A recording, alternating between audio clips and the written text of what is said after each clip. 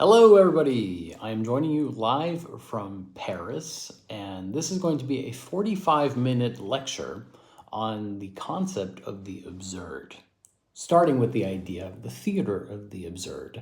And if you'd like to join me, you can join for the next 45 minutes or so. This is an open access intro to philosophy and theory lecture. Beginners are welcome, but if you've already read and studied a little bit of theory or philosophy, that will be helpful. And if you're new here, my name is Julian, and for the past 2.5 years, I've been hosting these open access live stream lectures, both on YouTube, hello, and on Instagram, above.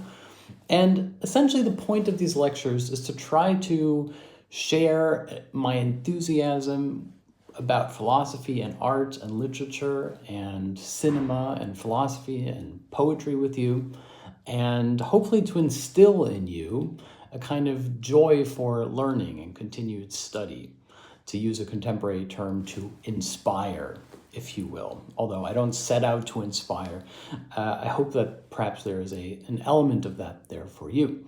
If you'd like to join, it's absolutely free. You can simply join here on the live stream, or if you'd like to become a patron, you can also access the weekly audio download for the lectures, as well as a bonus Q&A podcast, plus the edited transcripts for every lecture, and my ebook series titled The Complete Guides to Zizek Volumes 1 through 8. All that and more you can find on Patreon by going to www.patreon.com/JulianPhilosophy. And please, if you're joining me, do leave a comment telling me where you're joining me from. It makes me very, very happy knowing that we are connecting across the world. I see someone from Brazil already. Hello, Brazil. I see you. See if anybody on Instagram is posting. Let's see. Slovenia. Hello, Slovenia. Wonderful to see you. Philippines, Paris. Also in Paris. Wonderful. Greece. Hello, Greece. Hello, New York. And Germany, Pakistan. That's incredible. Mexico, South Africa, Vermont, Philippines. That's incredible. Thank you guys so much. It really makes me very, very happy.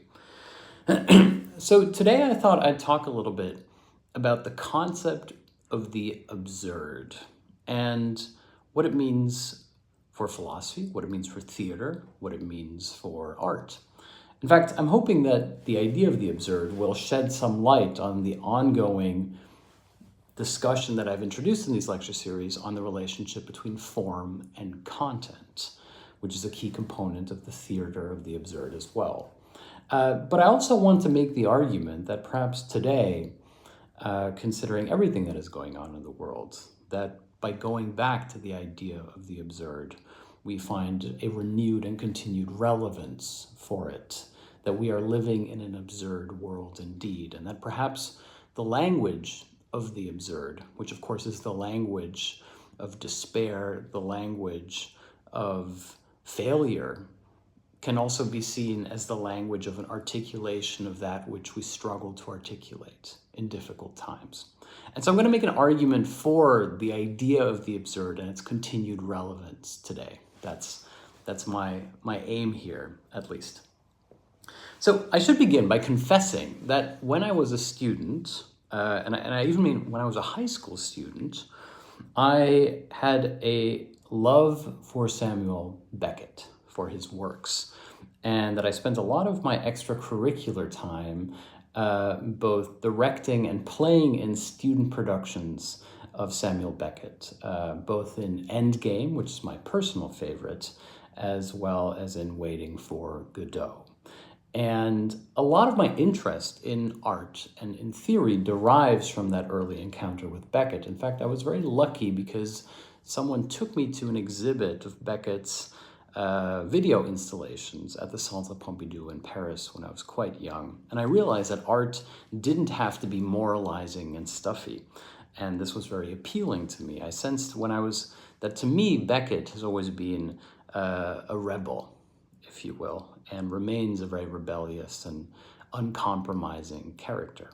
And so if you have the opportunity to see a Beckett play, I would highly encourage you to do so, or to simply acquire the text. You can find them for free on the internet, and perhaps even to stage a performance of Beckett yourself. simply going over the lines and trying to stage it can be done with just two people. Like if you're performing Endgame, you could really do it with just yourself and somebody else. And even if you do a dramatic reading together, or if you with your friends decide to stage it, I think this can be a very fruitful endeavor. In fact, I think taking an interest in the theory of dramaturgy can be a really interesting extracurricular project, even if you're not someone who feels comfortable performing in front of others. So that would be a little side note before I begin, is confessing to my mind how formative the experience of learning about Beckett was to me, particularly Endgame. But let's begin with the idea of the absurd. So it's important to note that the theater of the absurd is not a concept that was coined by Beckett or UNESCO, for example, another figure who's associated with the theater of the absurd. Instead, the theater of the absurd is a concept that came up in critical circles, writing about the theater in the 50s and 60s, that was trying to make sense of a theater that appeared without sense or senseless. Theater that appeared, to all intents and purposes, to have no point.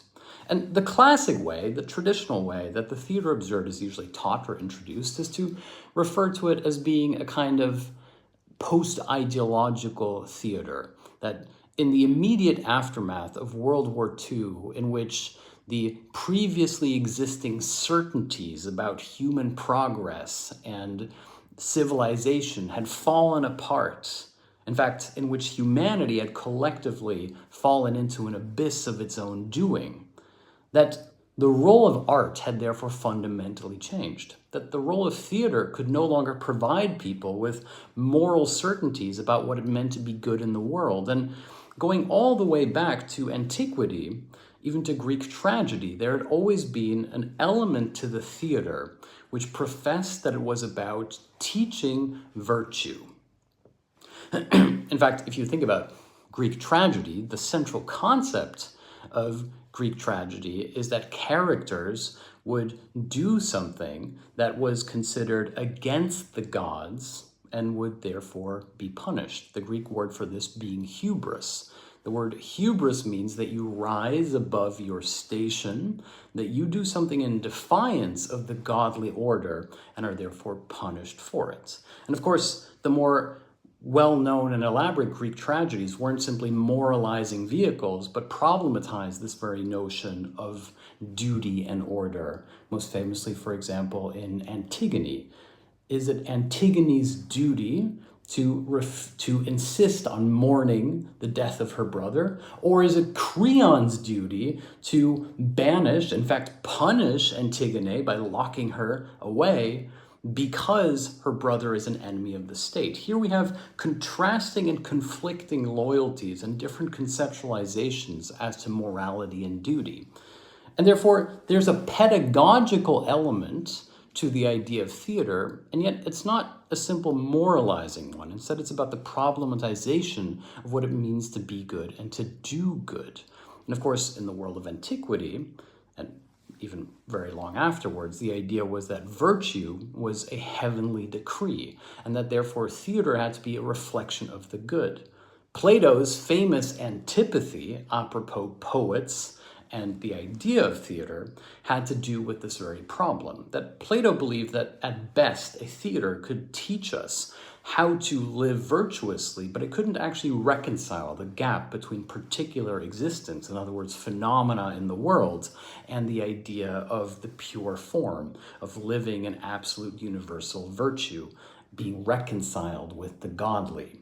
In fact, this is why Plato famously said that poetry, by which he meant theater and epic poetry, which would later come out of it, was a double. It was a double of a double, or as Plato put it, a copy of a copy. That if you were to describe the pure form by means of conceptualizing it through reason, here we see Kant prefigured, you would have a copy of the pure form. But to then write a play about it and to stage it, in other words, to watch a fictionalized process of that which is already copied in the phenomena of existence, would therefore be a double refraction. a copy of a copy. And for Plato, in the transcendental ladder of virtue, this meant that you were descending 2 rungs in order to walk up 1 rung. It didn't actually progress you towards the truth. Now, back to the theater of the absurd. The theater of the absurd, therefore, emerges in the 1950s and later in the 60s as essentially an aesthetic grappling with the question, what is theater for? If theater no longer serves the purpose of instructing one as to how to live virtuously, and there are no longer any certainties about human progress or art or civilization, as Adorno famously wrote, can there be poetry after the Holocaust? Then what is theater even? And the answer to that is that theater has to be about this very inability to define what theater is. If you will, this is a modernist gesture. It is a reflection not just on society, but on the artistic form of expression itself. And so modernist theater, of which the theater of the absurd is perhaps one of the primordial expressions, becomes meta-theater. It becomes theater about the impossibility of expressing certainties or truths. In fact, pointing towards the fact that any insistence on an ideal or a truth is itself ideologically suspicious or void. And this is where the term absurd comes into play. Absurd is not meant to be a pejorative. It's not that it's bad. It's not considered degenerate art. Instead, the point of the absurd is that it doesn't present you with certainties. It doesn't present you with clearly outlined figures of authority, nor does it give you a comforting 3-act plot structure by which everything is good in the end. In fact, one of the central characteristics of the theater of the absurd is that it is circular, that in a sense you're moving, but you're only getting back to where you started. In other words, you are going nowhere. It is a theater of the animation of paralysis, or vice versa, the paralysis that is incurred through the illusion of action itself. And this mirroring, this doubling, is the absurd. It is the modern subject who is lost and who has to find himself again. And the immediate juxtaposition, if you will, or antithesis to this, the predecessor to this type of theater is the idea of romantic theater, in which the ideal is upheld as either heavenly love or physical love or the sublime in nature. The theater that we see and associate, for example, with Schiller, or even the poetry of Heinrich Heine, the German Romantics, is completely rejected within modernist theater as being ideologically suspect and debased. Now, I would like to say, as an aside here, that this doesn't mean that you shouldn't read Heinrich Heine, for example, or that you shouldn't read Schiller. You could read Schiller's Die Räuber, The Robbers, and it's incredibly beautiful and inspiring. But it's important to note that the theater of the absurd leaves off or continues where romantic theater left off, and that it helps to place it in that context. Now, one of the things that I remember distinctly when I first encountered Samuel Beckett was his video installations. And his video installations are very haunting. You can find some of them on YouTube. And essentially what he does in a lot of them is he'll take something like a square, like this. He'll outline a square, and then he'll have various characters, usually like shrouded women or men, you can't really tell, indeterminacy once again being a key feature of modernism and of the absurd, and they'll be walking along said lines. But almost like Pac-Man avoiding ghosts, they'll never actually reach each other. And so they're following a pattern which almost looks a little bit like a screensaver in which there is no resolution possible. In fact, one might even go as far as saying that Beckett would have sincerely enjoyed the old Windows screensaver, which you might recall, in which there's an icon that's bouncing around that never actually, or perhaps sometimes, I don't know, reaches the corner. Here we have the theater of the absurd in its non-theatrical form, this kind of movement of a perpetual failure. Similar, of course, to what we already saw in Hegel's reaction to romanticism, like when Hegel writes that as soon as you speak, you are doomed. After all, the very idea of saying something means to have misinterpreted what you thought you were thinking, and vice versa, to anticipate being misinterpreted by others, therefore to expect to be misinterpreted, and therefore to express yourself differently itself. In this constant process of misinterpretation, communication arises. In other words, for Hegel already, communication is a form of incompleteness. If we had perfect communication, the very need for communication would no longer exist. It would fade away. In fact, this is why some romantically inclined people will say that when you love somebody, you can look into their eyes and you don't need to say anything. This is, of course, the death of communication. And also for Beckett, this movement, therefore, is the kind of neurotic scratching away at an impossibility. That the cessation of movement would thereby be both the success and the completion of this arc, but in a sense also its ultimate failure. That movement becomes its own animating principle, which of course is a metaphor for life itself and subjectivity, something which is never resolved. And in a moment we'll get back to what this means about time, but first I would like to point out that this is of course a distinctly formalistic exercise.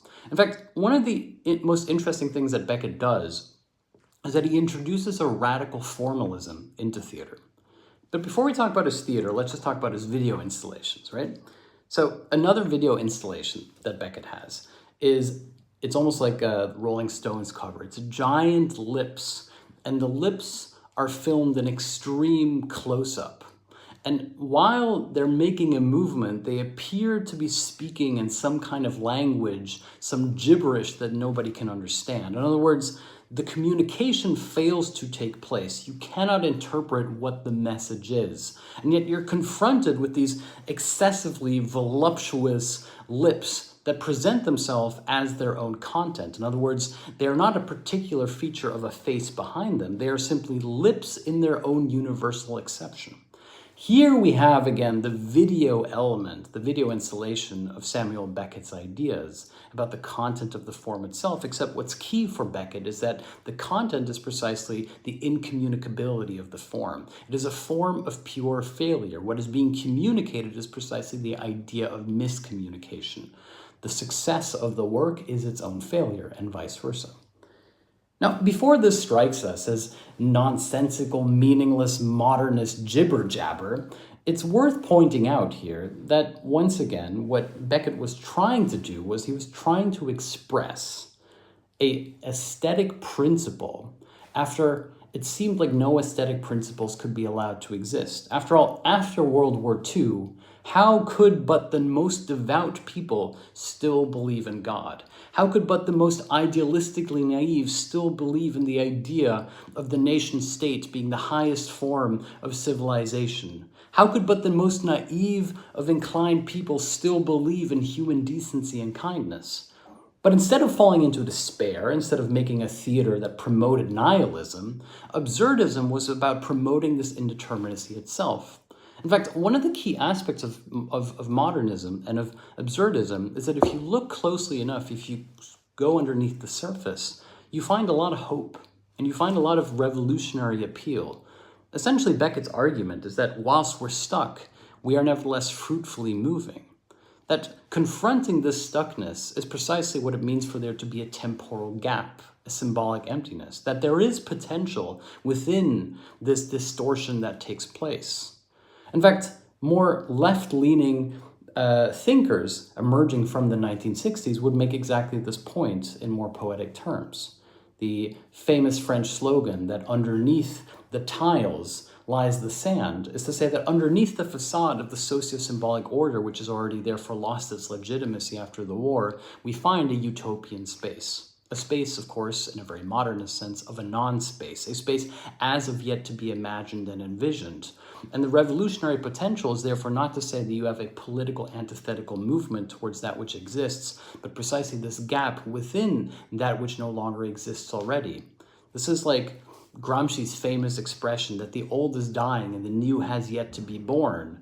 This is what it means to watch a Beckett play. The old is dying. It is not yet dead. It is caught in a perpetual cycle of its own paralysis, of its own undeath. And within this undeath, nothing can be born.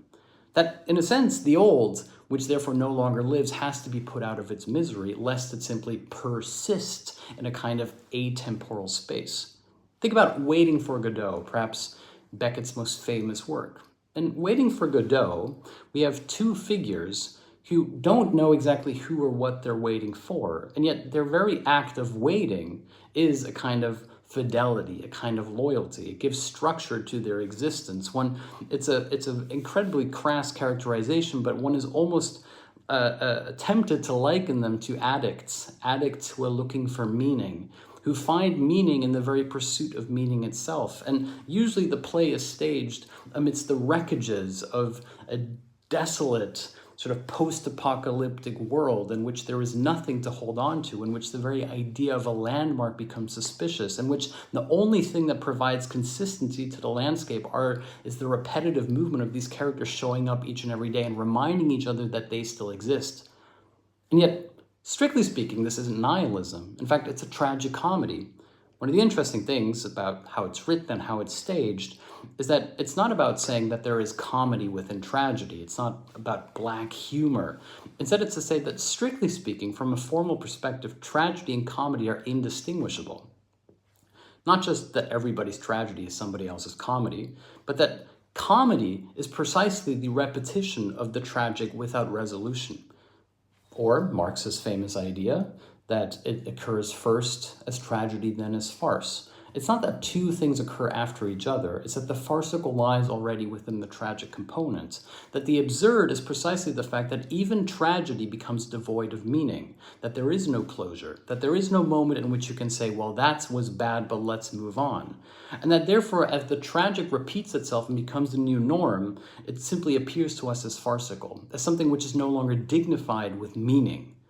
In fact, the whole point here is that the idea of attributing meaning to something, of slotting it into some kind of cosmic overarching grand narrative is itself part of the problem. That the very desire to explain away certain features, to make sense of them, to understand them and then tuck them away, never to be repeated, is itself the modern instinct which caused catastrophe and allows suffering to persist. And yet, once again, absurdism is not nihilism. Nihilism would simply say, the abyss is all that we have. But absurdism isn't about the abyss. Absurdism is about the void. It's about the content that finds itself in the void itself. In fact, I recently saw a beautifully absurdist argument in a science magazine of all things.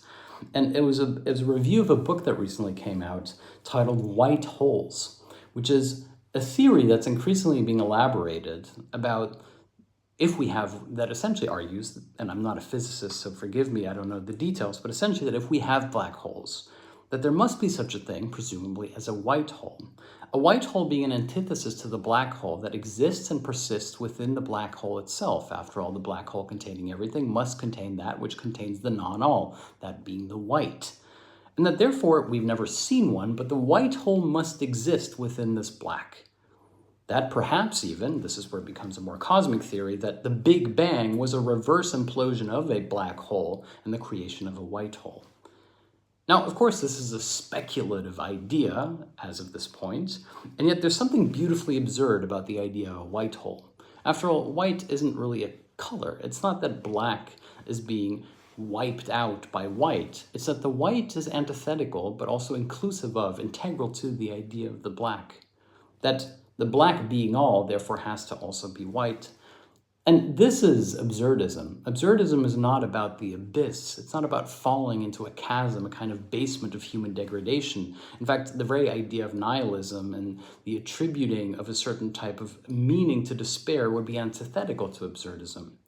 Absurdism is more akin to the white hole. It's about the non-space, or the space of no space. It's about the particular exception which becomes its own universal. I know these are very abstract terms, but if you study philosophy, you will see that the language and the aesthetic principle of the absurd is something that filters through in all post-metaphysical ideas or movements.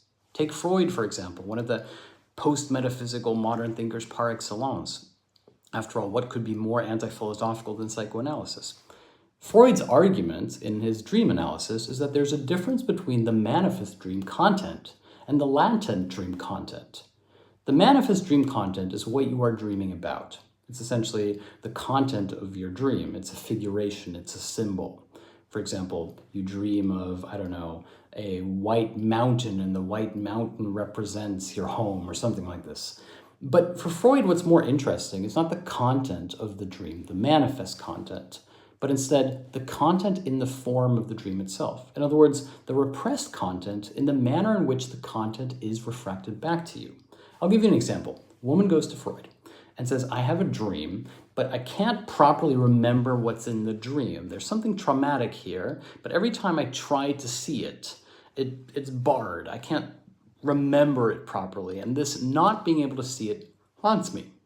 Of course, Freud's pretty easy analysis is to say that the latent dream work lies precisely in the fact that you can't see the manifest dream content. In other words, the meaning, if you want to attribute that to the dream, is precisely that the woman cannot see beyond the door, that she cannot find resolution or purpose to what she's dreaming about.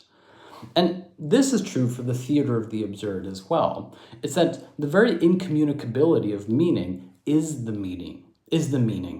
Similar to Marshall McLuhan's idea that the medium is the message. In other words, the content lies within the form itself.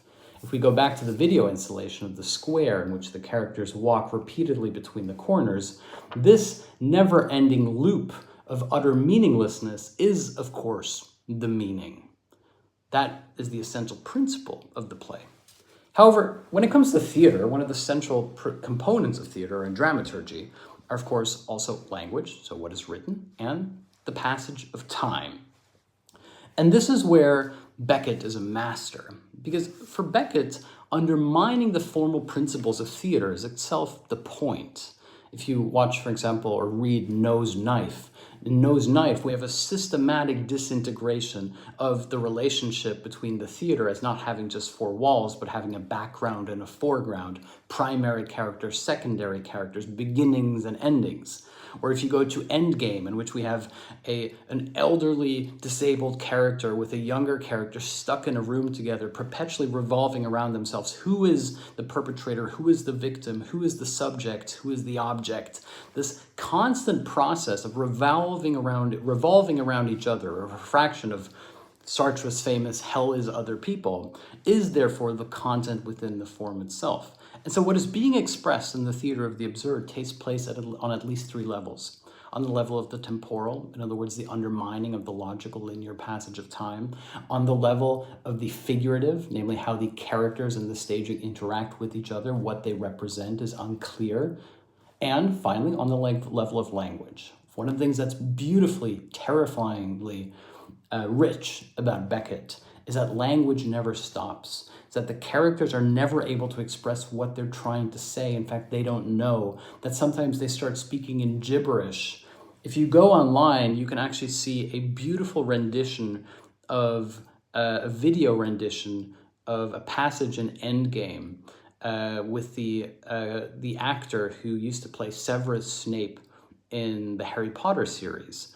And it's three pots and three talking heads coming out of the pots, and the three characters are talking over themselves. And they're talking over themselves about some family event, some trauma that they experienced that they're unable to articulate. It's a maddening, very hellish vision of language wrapping itself around language itself. It's very beautiful, but also quite melodic, and therefore has to be staged very carefully. In fact, I saw a beautiful adaptation of Endgame, another Harry Potter reference. I don't know why. It was actually the actor who plays Harry Potter was playing in Endgame, and the three heads came up at a certain point, but they were three heads in garbage cans, and so when he would go out to supposedly get rid of the garbage, there'd be these three heads coming out of the garbage that would scream obscenities at him and essentially speak intermittently. Now, if all of this strikes you as unnecessarily grim and not pretty, and why would I subject myself to this kind of torture, I want to make the argument that the absurd is actually and I mentioned this before, it's a very hopeful category. There's something very powerful in trying to express a sense of despair that doesn't try to provide you with consolation or resolution. to express the inexpressible, to try to give form and shape to something which defies meaning. In fact, one of, to my mind, the ideological sicknesses of our age is that we try to explain things away, that we try to give them some form of easy to interpret and digest meaning so that we can all go about our lives feeling like we've made sense of something. And what Beckett does over and over again is to say it's okay to be confronted with the fact that life is meaningless. It's okay to be confronted with the fact that art is futile, that the world cannot necessarily be changed in a day, that the existing certainties have faded away, that to exist is to be subject to change. However, it doesn't mean that you are therefore not alive, that this perhaps is the essence of what it means to be, that you are stuck in a constant sense of becoming. And therefore there's a sense of responsibility that comes with this, that it is up to you fundamentally to shape and create and understand and interpret the world and the moment you are living in. That we cannot allow ourselves to rely on the old, pre-existing ideological patterns, frameworks, and certainties. That as much as we can try to understand the past, we cannot rely on the past to guide us. That there is no pot of gold at the end of the rainbow. But there is, again, something hopeful about this idea, at least to me, which is to say that it doesn't provide you with an easy exit or an easy out. That if the most ideological message is to convince you that you can step outside of ideology, Beckett does the exact opposite. He says, we're all screwed. We're all stuck in a system of miscommunication, of making mistakes, of constantly muddling forward. And now we're back, of course, at the other most famous literary example of the absurd, which is Camus' The Happiness of Sisyphus. Camus doesn't argue that Sisyphus is happy because he's accepted his job, that he's a good worker who shows up at the office earlier than the rest and leaves later than the rest. Instead, Camus' central insight is that the mythical figure of Sisyphus, who, as you will recall, has to push the boulder up by day only so that it rolls down and he has to push it up again, that this figure of supposed futility is in fact the ultimate figure of subjective hope. To put it in a Kantian perspective, that the only form of freedom is the embrace of your own necessity. Or, as Sartre put it, life is not about what you do, but what you choose to do with what others have done to you. That freedom never exists in a void of absolute possibility. Freedom is the assertion that you will do something over and over again, knowing fully well that you are bound to fail. That this is what all things are that are worth doing in life. Whether it's creating, writing, reading, loving, teaching. We do it over and over and over again. We don't think that there's an end point. We don't think that there's one point in which you say, I'm done. I've done right. This was perfect. That you're willing to accept the futility of your actions and therefore try to progress in increments.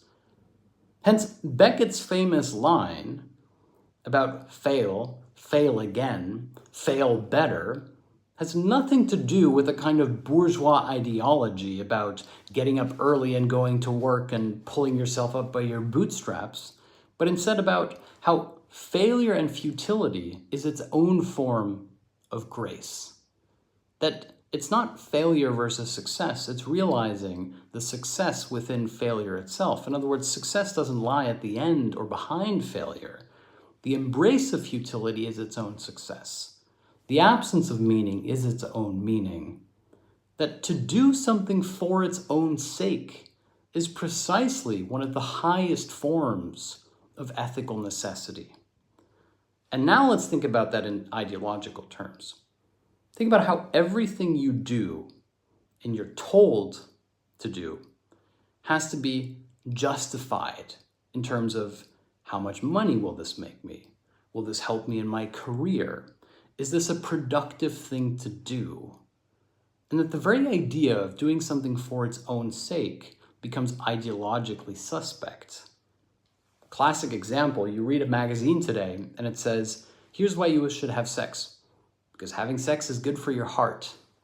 Or here's why, I don't know, spending time walking in the forest is good for your mental health.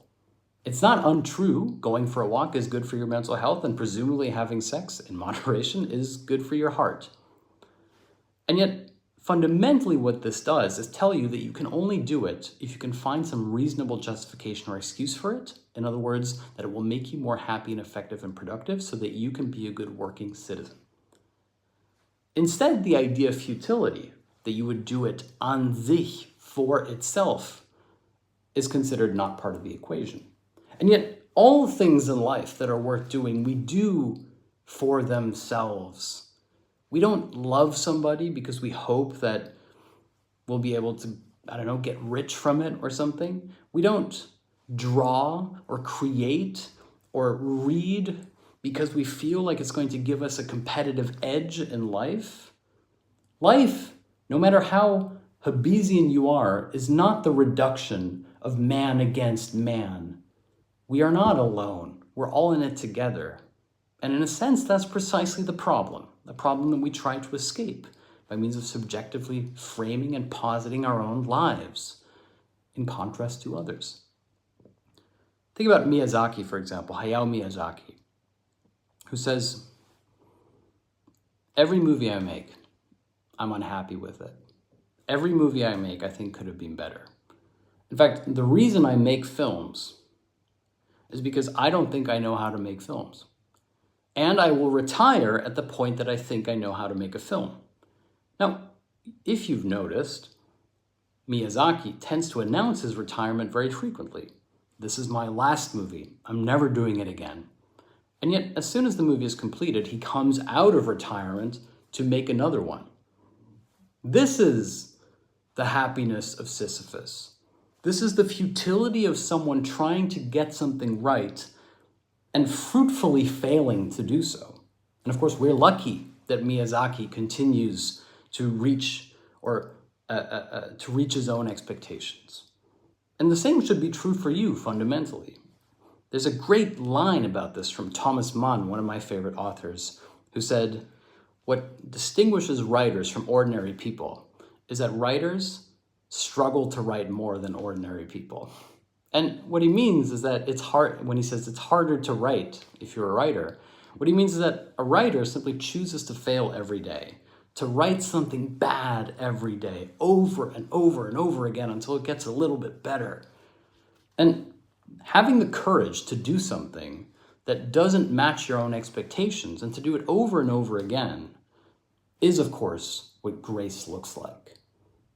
And it's what meaning looks like. Meaning doesn't lie behind the veil of illusions. Meaning lies within the futility of meaning itself. That there is no meaning is perhaps the only meaning. That there is no point to life is the point of life.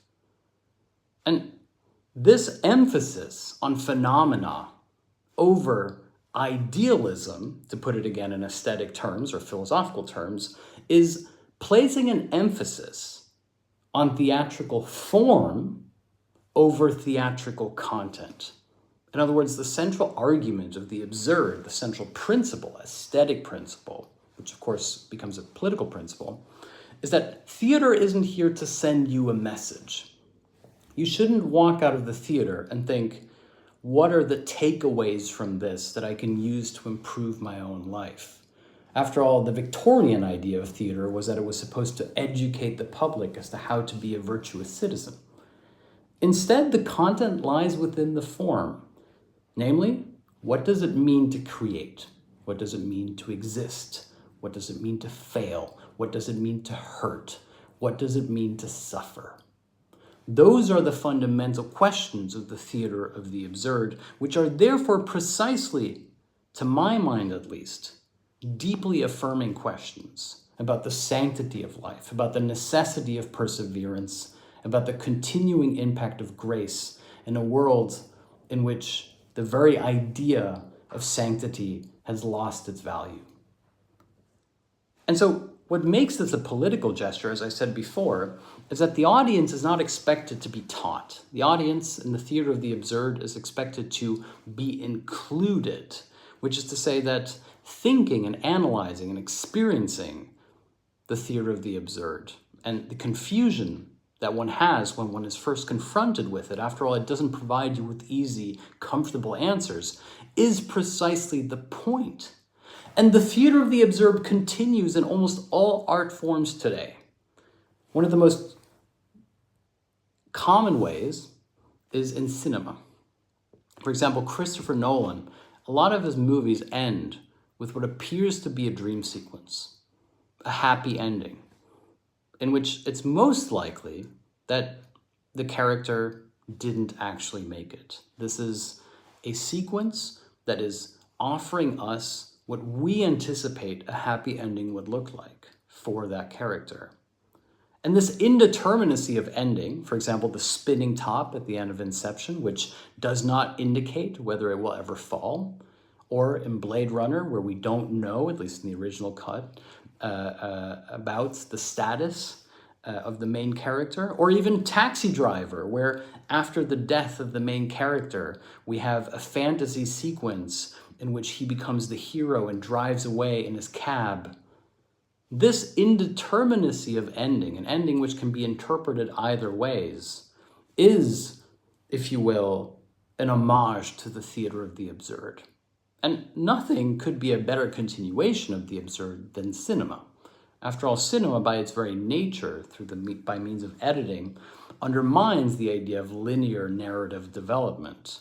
That every modern form of art that is truly modern embraces this idea of a lack of certainty, a lack of overt meaning, that the idea of a content which is supposedly given to us by some higher authority, be it by God or by the state or by the monarchy, is inherently suspect.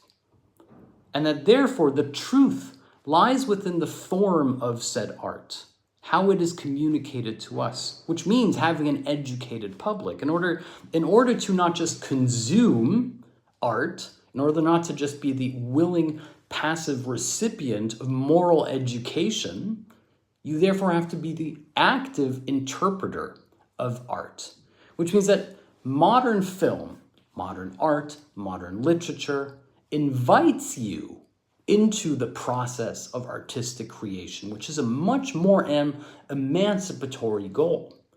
If there is a central message, which of course there isn't, that one could attribute to modernist theater, it is therefore that you cannot count yourself out of the picture. That you and your life and the world you live in and the society you inhabit has to be taken into account in the very creation of the thing you are watching. And this is not a comforting notion at first. After all, we like to keep things at a distance. We like to tell ourselves that we can simply watch something and then go home and forget about it. And yet, the things that get under your skin, the things that stay with you, that change the way in which you view the world around you, are never the overtly moralizing ones. They're the ones that undermine the certainty of delivery and narration, indeed of form as such. And that therefore, the theater of the absurd is a theater of hope. It's a hope as to the resilience of subjectivity after World War II. That amidst the ruins of ideological certainties, subjectivity now has to take it upon itself to create a new world.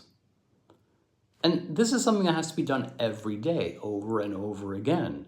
Hence, the happiness of Sisyphus, the happiness of futility.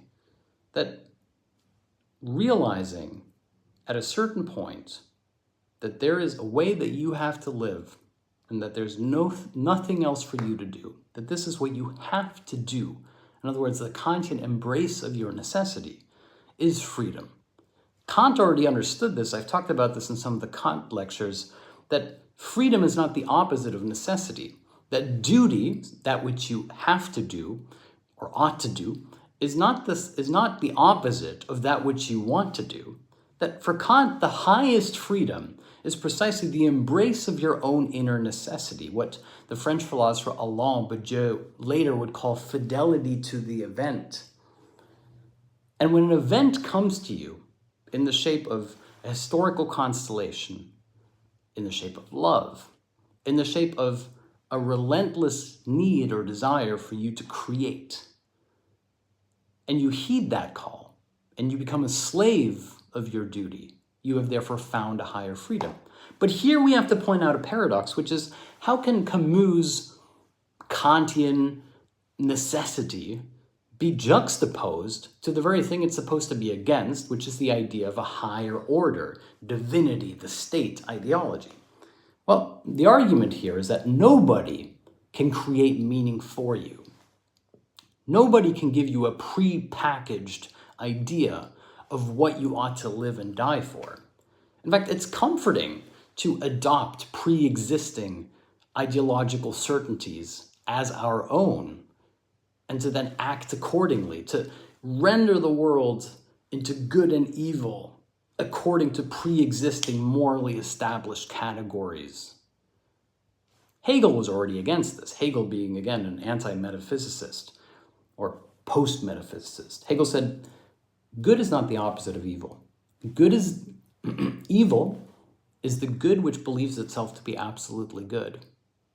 In other words, that evil is precisely a good which believes itself to be the ultimate arbiter of good versus evil.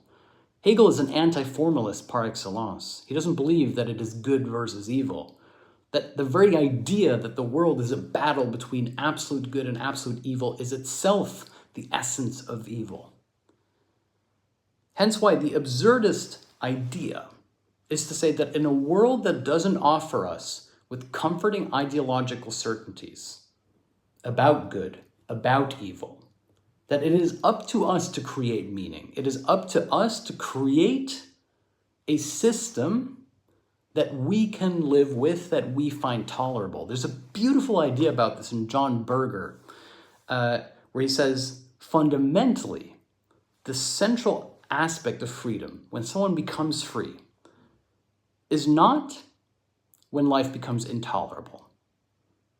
Instead, freedom is when you realize that something could be changed, but no one will do it except you.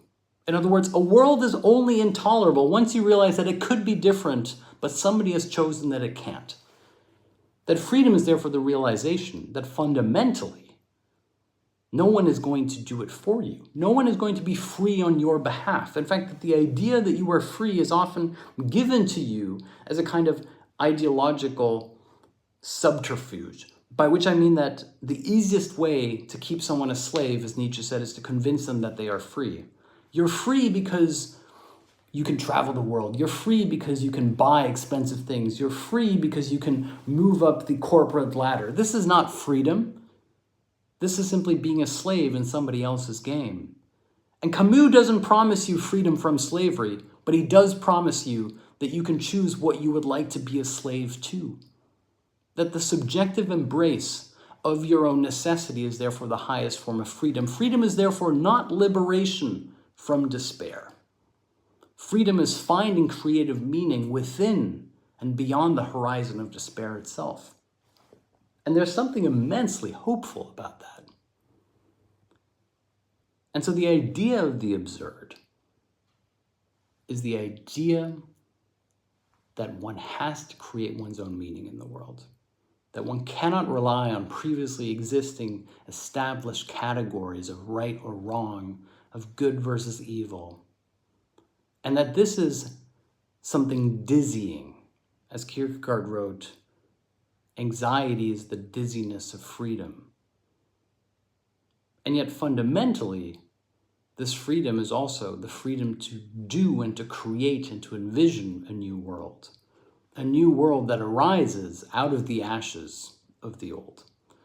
And so to bring up once again Gramsci's idea that the old is dying, but the new cannot yet be born, the central idea of absurdism is that the new is already being born, that your participation in life, your creation, your reading, your writing, going to the theater, listening to music, allowing yourself to think two contradictory things at once, embracing the complexity of life, is precisely what it means to create a better world.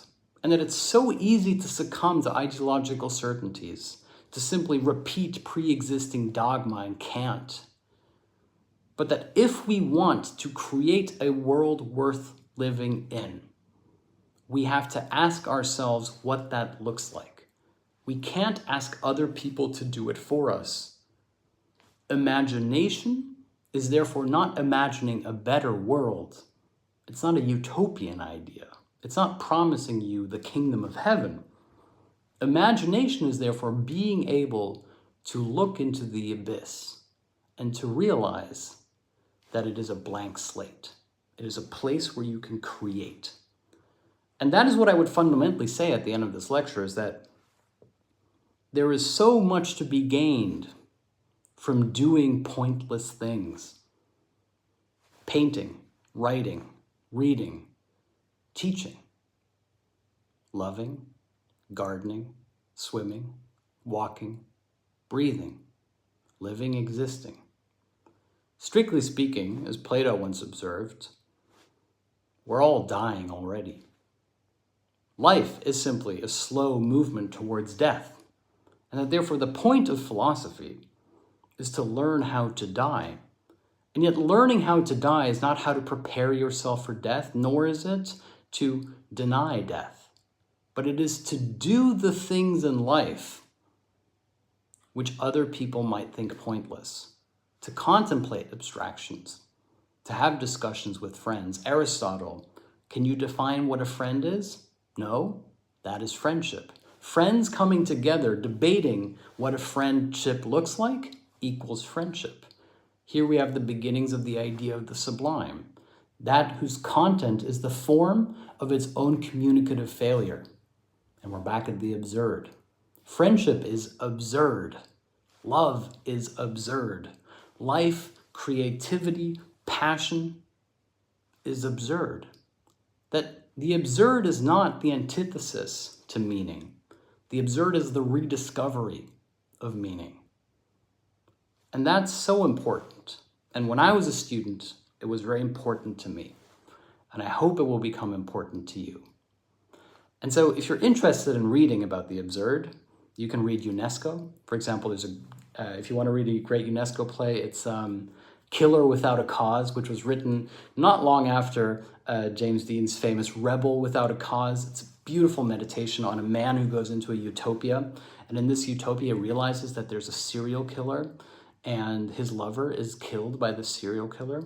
And finally, he manages to confront the man and he asks him the poignant question, why do you continue to kill people? And the man has no reason. He simply does. This insistence on reason, why is he doing it? The hermeneutic temptation is the horror that UNESCO is talking about, that we think that if we can explain something away, we make it more tolerable. But instead, the insistence on that which has no meaning is, of course, the central crucible of life. To say that everyone bears his own cross isn't to say that we all suffer differently. It's to say that there are some things that don't make sense, and that there are some things which cannot be born, which is why they have to be born together. It's the same thing as saying that hope is that which arises when all things are hopeless. It's a sublime category. In other words, it's a formal proposition about that for which the content is inadequate. And the same is true for language. We speak about that which we cannot put into words. And so if you want to read about absurdism, read UNESCO's, read The Killer Without a Cause. If you're into Beckett, read Endgame. In fact, read it with a friend. Read it out loud. Read Waiting for Godot. Stage Waiting for Godot. We haven't talked about this yet, but this is also, of course, what then becomes part of a left-wing theater movement in the 1960s about creating theater in the streets, the theater of being in life. Shakespeare, what is life but a stage, etc. And most of all, understand, or hopefully understand, that to read the theater of the absurd is to be given a framework, a conceptual, intellectual, aesthetic framework that opens up the horizons of modernism, that allows you to see how literature and cinema and poetry, and of course thereby theater, are connected, and that all of these things are deeply political. And that the first battle, if I can put it in those dramatic terms, that you have to wage is the battle for your own soul. And that once you've waged the battle for your own soul, you can wage that battle collectively. And for me, that battle started with Beckett, and it continues today. Thank you guys so much for watching. I really hope that you've enjoyed this lecture. If you would like to watch it, it's available for free. I'm going to save it on YouTube and Instagram. All the lectures are open access. There's hundreds of them. I do one every week. I find it very enriching, and hopefully you find it enjoyable as well. And you can also download all of my lectures on Patreon. In fact, you're welcome to join our community on Patreon, where I post a weekly Q&A that I record live on Discord. You can also download my ebook series and a whole bunch of other things. Above all, the Patreon allows me to keep hosting these lectures open access. So thank you guys so much. I hope that this has been an interesting introduction to you, or for you, into the theater of the absurd. And above all, I hope that it has inspired you to go out and do your own reading. All right, see you guys next week.